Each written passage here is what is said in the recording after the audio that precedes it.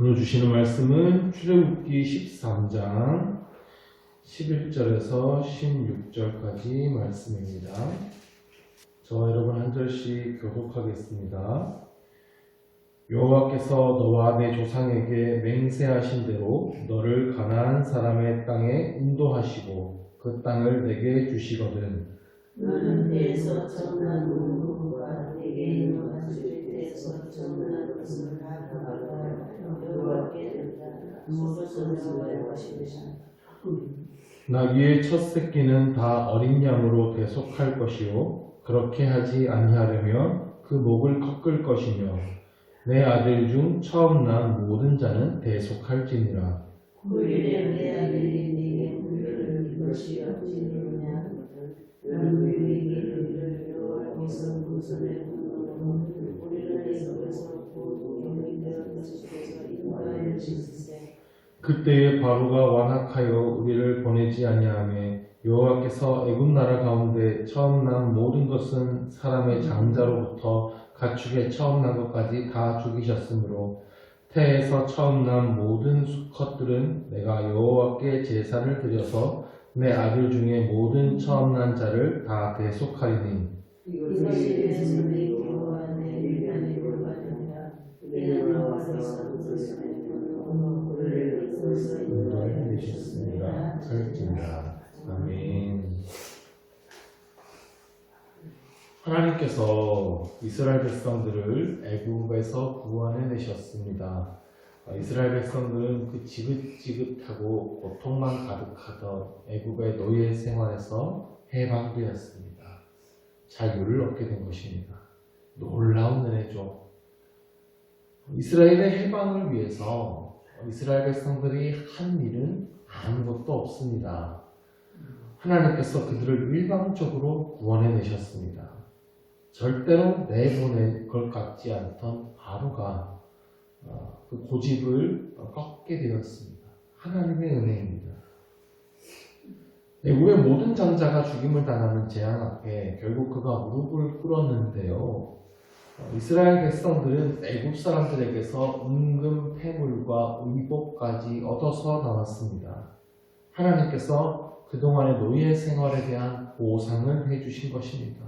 모두 값없이 얻은 은혜입니다. 하나님께서 이스라엘 백성들에게 이렇게 값없이 은혜를 베풀어 주신 이유들이 있습니다. 먼저는 이스라엘 백성들을 긍휼히 여기신 것이고요. 그리고 아브라함에게 하셨던 약속을 지키심입니다. 하나님은 그들에게 이런 구원을 베푸실 것을 미리 말씀하셨어요. 전부 하나님의 계획대로 되어진 일이라는 것입니다. 하나님께서 이런 일을 계획하신 목적이 있습니다. 이스라엘 백성들을 하나님의 백성으로 삼기 위함입니다. 하나님을 알고 하나님을 예배하고 하나님의 뜻을 따르는 하나님의 나라를 이루기 위함입니다. 이스라엘을 통해 하나님을 예배하는 예배 공동체를 만들기를 원하셨습니다. 하나님의 뜻대로 행하는 거룩한 하나님의 나라를 만들고자 하셨습니다. 그래서 그 이스라엘을 통해 온 세상이 하나님을 알도록 하기 원하십니다. 그러므로 이스라엘은 애굽에서 구원받았다고 이제 끝난 것이 아닙니다. 이제 시작입니다.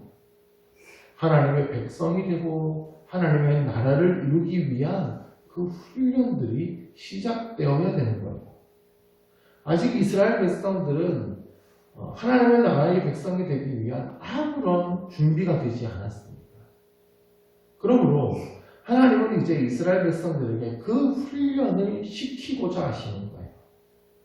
오늘 13장 말씀을 1절부터 한번 보시면 하나님께서는 다시 이스라엘 백성들이 지켜야 될 규례에 대해서 한참 말씀하십니다. 자, 10번째 재앙이 일어나기 전에도 한참 무교절과 유월절에 대한 규례를 말씀하셨어요. 그런데 애굽에서 떠나오자마자 또 이들이 지켜야 될 규례를 또 자세히 말씀하십니다. 이거 좀 지겹게 느껴지지 않으세요? 애굽에서 나와서 이제 하루길 갔거든요. 아직 애굽을 완전히 벗어난 것도 아닙니다. 언제 바로의 군대가 추격할지 모릅니다. 이들은 이제 자유를 얻게 됐는데 하루빨리 가나안 땅으로 가고 싶을 것 아닙니까? 그런데 하나님은 이들을 붙들어 놓고 다시 한번 이스라엘 백성들이 지켜야 될 규례에 대해서 자세히 말씀하시는 거예요. 3절부터 보시면 했던 이야기를 또 하세요. 무교절을 지키라는 얘기예요. 그러니까 일주일 동안 누룩이 들어가지 않은 무교병만 먹어야 된다. 이 얘기를 했던 얘기인데 또 하세요. 왜 했던 얘기를 또 하실까요? 그만큼 중요하기 때문이겠죠. 그러니까 하나님의 입장에서는 이스라엘이 애굽에서 빨리 벗어나는 것보다 이것을 지키는 것이 훨씬 중요한 일이라는 겁니다. 우리는 보통 그렇습니다. 우리가 어떤 고통스러운 문제 때문에 정말 괴로우며 하나님 앞에 간절히 기도하게 되죠. 제발 이 문제만 좀 해결해 달라고, 응답해 달라고 간절히 기도합니다. 그런데 하나님의 입장에서는 그 문제가 해결되는 것보다 더 중요한 게 있다는 겁니다. 그 문제를 통하여서 하나님의 은혜를 경험하고 우리가 이제 신앙의 출발을 하게 되는 거예요. 신앙의 훈련을 시작하는 겁니다. 하나님의 은혜를 깊이 체험하게 됩니다. 그래서 하나님과 가까워지는 거예요. 그 일을 계기로 기도의 습관을 갖게 되는 겁니다. 하나님은 그걸 더욱 중요하게 생각하십니다. 그런데 우리는 문제만 해결되면 땡이죠. 급한 문제만 해결되면 더 이상 기도하지 않습니다. 문제 때문에 내가 간절하게 기도했고 은혜도 받았으면 이제 계속 그 신앙을 이어가야 되거든요. 그런데 거기서 끝나버리는 거예요. 신앙은요, 반복을 통해서 성장하게 되어 있습니다. 신앙이 더 깊어지고 성장하려면 뭔가 특별한 프로그램을 거치고 더 깊은 성경의 진리를 깨우치고 특별한 영적인 체험을 해야 되고 그런 게 아닙니다. 단순한 것을 반복하는 데서 신앙이 성장합니다. 꾸준히 말씀 보고 꾸준히 기도하고 꾸준히 예배드리는 거예요. 하나님께서 지금 절기를 왜 만드시고 이걸 반복하십니까? 애국에서 한번 구원해 주셨으면 됐지. 왜 6월절 만드시고 무교절 만드시고 이것을 이렇게 지키라고 계속해서 강조하시겠습니까? 이것을 반복할 때에 신앙이 성장하는 겁니다. 그 반복을 통해 하나님의 은혜를 또 기억하고 또 기억하면서 하나님의 은혜를 더 깊게 경험하게 되는 것이고요.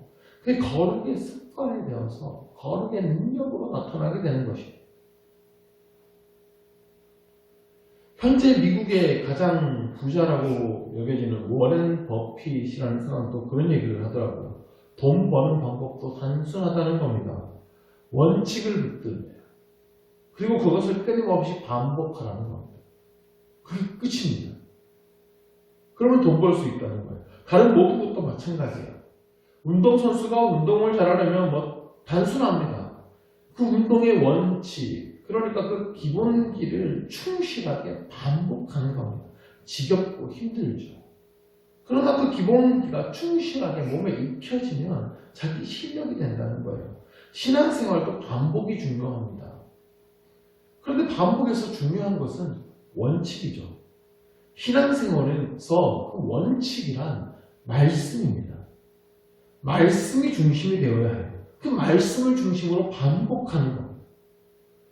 의저 무속신앙이나 다른 종교들 보십시오. 거기에도 반복을 다 강조해요.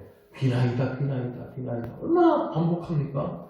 절에서도 불상 앞에서 100배, 1000배, 3000배 엄청나게 반복해서 절을 시키지 않습니다. 소용없습니다. 대상이 잘못되었기 때문이죠. 기독교 신앙은 먼저 진리를 붙들어야 돼요. 하나님께서 가르쳐 주신 대로 반복해야 하는 것입니다. 이후에 출애굽기 보면 아시겠지만 이스라엘 백성들이 하나님 앞에 제사를 드리는데 자기 생각대로 자기 방법대로 합니다. 그러면 하나님께서 엄청나게 진노하십니다.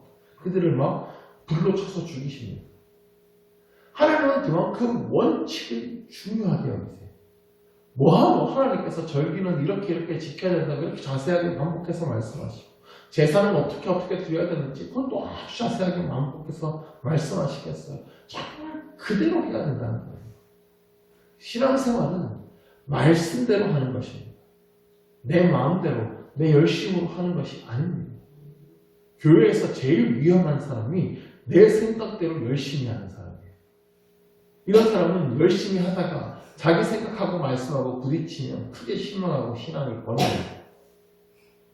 그러므로 말씀의 원리를 붙드는 것이 아주 중요합니다. 하나님께서 가르쳐 주신 대로 해야 해요. 하나님의 말씀을 반복해야 해요. 그 말씀대로 살아가는 것을 훈련해야 해요. 매주 예배를 드리고 말씀을 배우고 이렇게 매일 말씀을 듣고 기도하는 것이 그래서 중요합니다. 이것을 반복하는 중에 나도 모르게 어느새 말씀이 내 삶이 되고 능력이 되는 것입니다. 하나님이 지금 이스라엘 백성들에게 이 훈련을 시키고 계십니다. 끊임없이 말씀을 주시면서 그대로 반복하게 하십니다. 대대손손 이것을 기억하게 하십니다. 그리고 이것을 시각, 미각, 촉각을 다 동원해서 하나님을 기억하도록 하십니다. 사람이요, 몸이 기억하면 머리로만 기억하는 것보다 훨씬 힘이 있습니다. 신앙생활은 몸이 기억하게 해야 해요.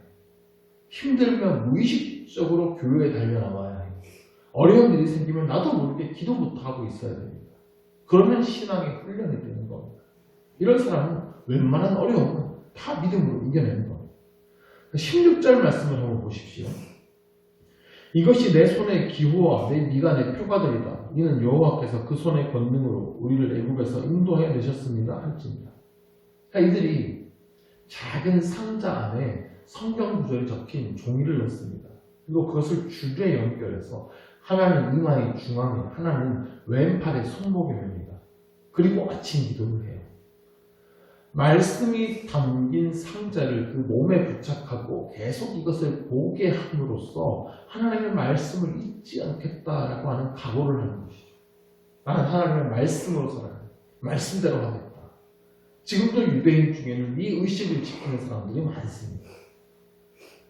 하나님께서는 하나님의 은혜를 잊지 않기 위해서 이러한 일들을 계속 행하시는데 또 한 가지 규례를 더 정하십니다. 그것이 오늘 읽은 본문의 내용인데요.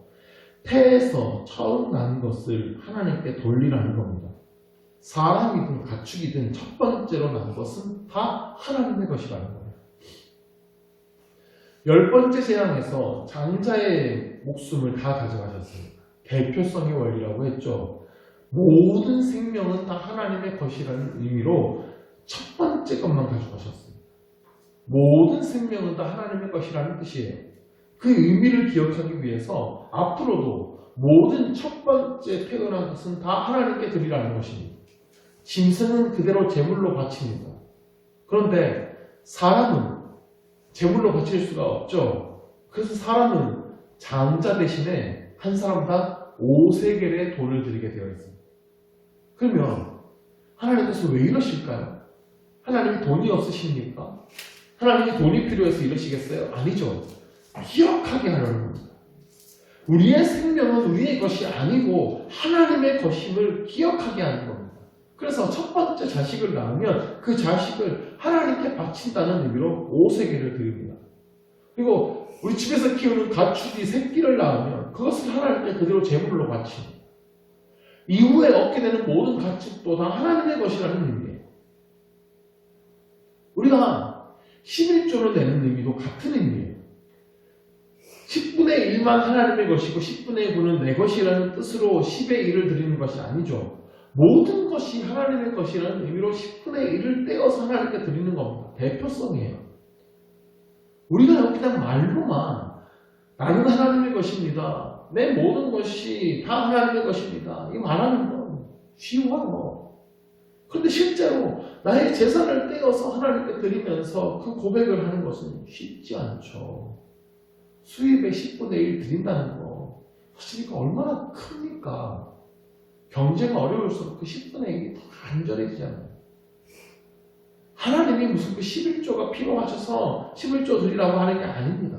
모든 것이 하나님의 것이라는 그 고백이 그냥 입술로만 아니라 여러분의 마음과 삶을 통해 정말 나오기를 바라기 때문에 실제로 그것을 드리면서 고백하라고 하는 것이죠. 기억하라는 겁니다.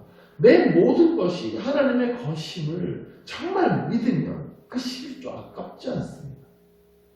내 모든 것을 하나님께서 나에게 은혜로 주신 것이다 라는 것을 믿는데 어떻게 그게 아깝겠습니까? 더 드리고 싶겠죠. 마지막으로 13절을 한번 보십시오.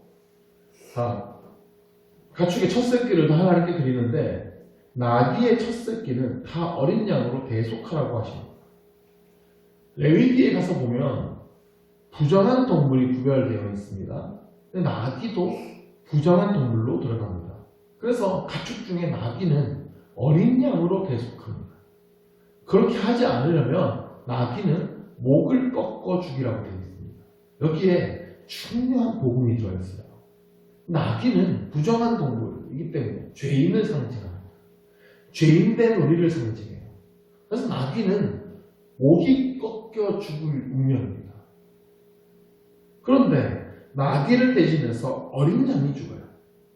어린 양 예수님께서 죄인된 우리를 위해 죽으신 것을 상징하는 거예요.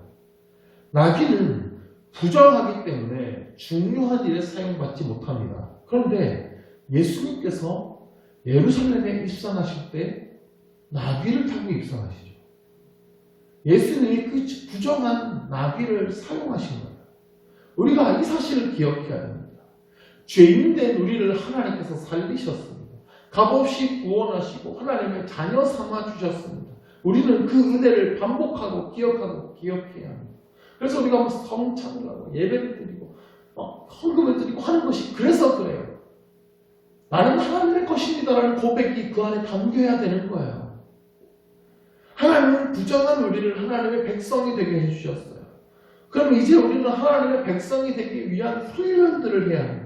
끊임없이 말씀을 배우고 하나님께서 가르쳐주신 그 말씀대로 행하기 위해 힘써 나가야 되는 거예요. 그걸 우리 몸에 익혀야 돼요. 예배와 기도와 말씀, 그 신앙의 기초를 반복함으로써 우리 삶에서 그 거룩의 능력이 나타나도록 해야 되는 거예요. 우리 몸으로 나는 하나님의 것이라는 것을 고백하고 부정한 나를 하나님께서 구원해 주셨다는 것을 몸으로 느끼고 신앙의 훈련을 몸으로 경험하면서 하나님의 은혜가 날이 갈수록 깊어지고 거룩의 습관도 우리 삶에 그렇게 확실하게 자리 잡게 되기를 주의 이름으로 축원합니다. 기도하겠습니다. 하나님 아버지, 부정한 우리를 하나님의 자녀 삼아 주신 은혜에 감사드립니다. 우리를 통해 이제 하나님의 나라를 이루기를 원하십니다. 하나님께서 우리에게 하시는 말씀들을 우리가 끊임없이 기억하게 하여 주시고 우리의 삶을 통해 그 하나님의 은혜를 또 끊임없이 기억하게 하여 주옵소서. 우리 신앙의 훈련들을 말씀 그대로 반복함을 통해 우리 안에 거룩의 능력이 나타나게 하여 주시고 우리 삶을 통해 하나님의 영광을 나타내는 우리 모두가 되게 하여 주옵소서. 날이 갈수록 하나님의 은혜가 깊이 깨달아지게 하여 주시고 하나님의 말씀이 우리의 삶이 되는 은혜를 얻게 하여 주시옵소서. 예수 그리스도의 이름으로 기도드립니다. 아멘.